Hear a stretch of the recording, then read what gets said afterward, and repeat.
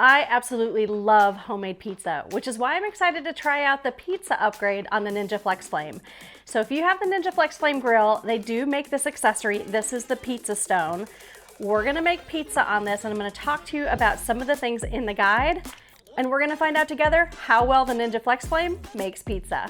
Before we even get started on the pizza, we need to take the dough out of the refrigerator and let it get to room temperature. You're welcome to make homemade dough if you want to do that, and that's already going to be at room temperature. But if you're like me, you like to buy the pizza balls at the grocery store and they already come refrigerated or sometimes even frozen, just let them get to room temp. So we're going to set that aside. The next thing you need to do is to preheat the pizza stone. You don't want to add your pizza dough to the cold stone, otherwise it's just going to stick and it's not going to work. But before we do that, you need to get your Ninja Quick Start Guide because this tells you what temperature you need to set your grill for. First, you need to figure out what kind of pizza you're gonna make. If you're gonna do a New York style pizza, the Quick Start Guide says to set your grill to 475 degrees. If you wanna go with a thin crust pizza, you wanna crank that to 550. If you're gonna do an artisan style pizza, which is what we're gonna do today, you're gonna set your grill to 600 degrees. Those are gonna cook up super fast. And if you wanna go with a deep dish Chicago style pizza, you'll set your grill to 450 degrees. So make sure you keep this Quick Start Guide so you have all those temperatures. As far as what kind of pizza is what, a New York style pizza is gonna be those big floppy slices. The crust is thin, but it's foldable, it's not super thick. It's more like a hand toss style. A thin and crispy pizza, you're gonna have a little bit of a crunch to your crust. An artisan pizza is gonna be more like bubbly. It's gonna really like rise. It's gonna have a little bit of chew to it. Some parts of it might be crispy while other parts are still nice and chewy. Since we're making an artisan style pizza, we're gonna go ahead and set the grill to the grill pizza function and the temperature to 600 degrees.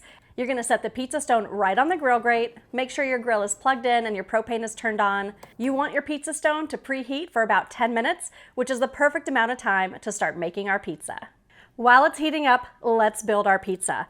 So I have my dough ball here, it's at room temperature. This is a 16-ounce dough ball, so I'm gonna cut it in half. I like to use a pastry cutter or pastry scraper. We're gonna cut that in half and just set half of it aside for a separate pizza or even some breadsticks. It's really important when you're working with pizza dough that you don't add too much flour, but you do need a little bit so it doesn't stick to your cutting board and so it doesn't stick to the pizza peel.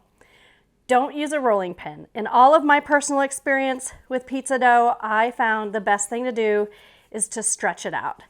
You're just gonna work slowly. One of the cool things about this being an artisan style pizza is it doesn't have to be perfectly round. It can be triangular, it can be whatever shape you want it to be.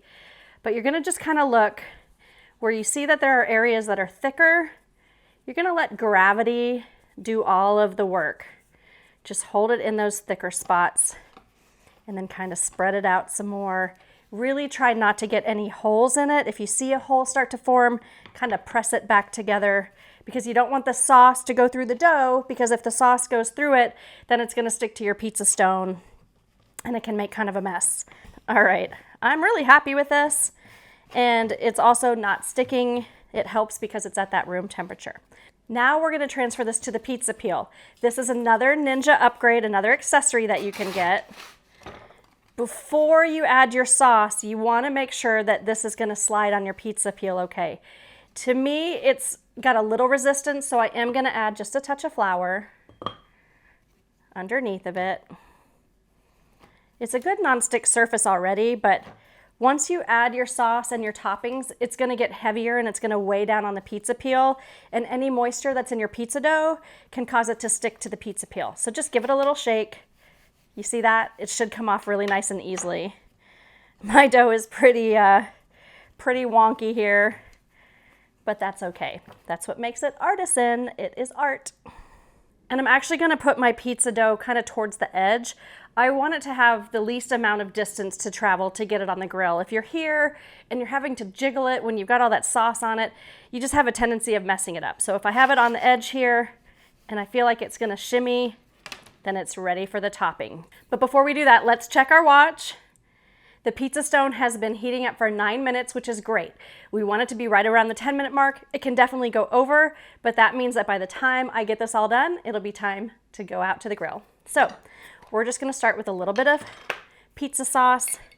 You can make your own. You can buy it in a jar. For me, I like pizza to be fast, right? That's why we order pizza. We want it like takeout. We don't want to cook dinner. We want things to be super fast. Well, if you add so many make-at-home steps, it kind of negates that whole process. So it's okay to buy refrigerated pizza dough.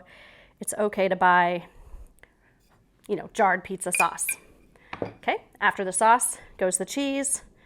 I like to use mozzarella. I also love Munster.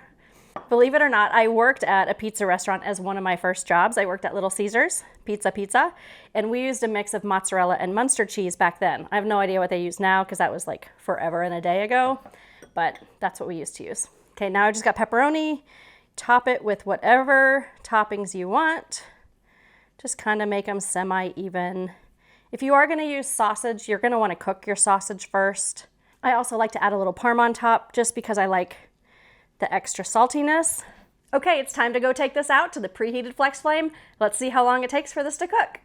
You do want to make sure that your grill is fully preheated. So when you look at the control panel, you set it to 600. Make sure when that light flashes to say current, that it also says 600. If it's a temperature that it's a little bit lower, like maybe 575, 585, that means it just needs a couple more minutes to get up to temp.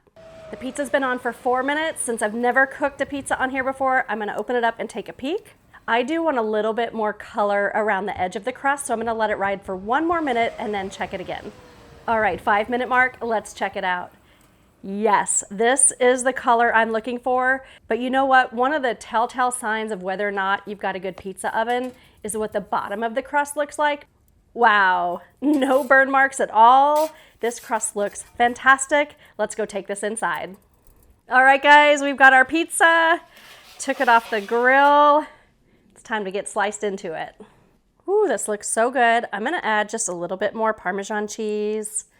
And I also love hot honey on my pizza. We'll do a drizzle of that. And then let's just cut into it. Oh, I can feel and hear the crispiness, but it's still tender. I did go ahead and leave the grill on because we're gonna make a second pizza with the other half of the dough ball that we have, but you want the grill to preheat. You want that temperature to get back up to 600 before you add your second pizza. So if you are having a pizza party at home, don't have everyone top their pizza dough at the same time.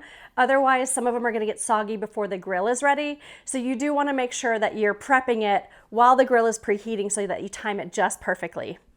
All right, let's go in and take a bite. See how this crust is.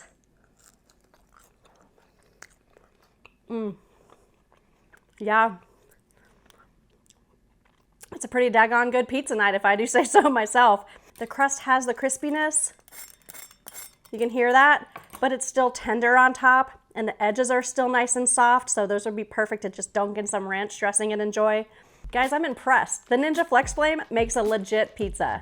Time for me to roll out the dough and make another one.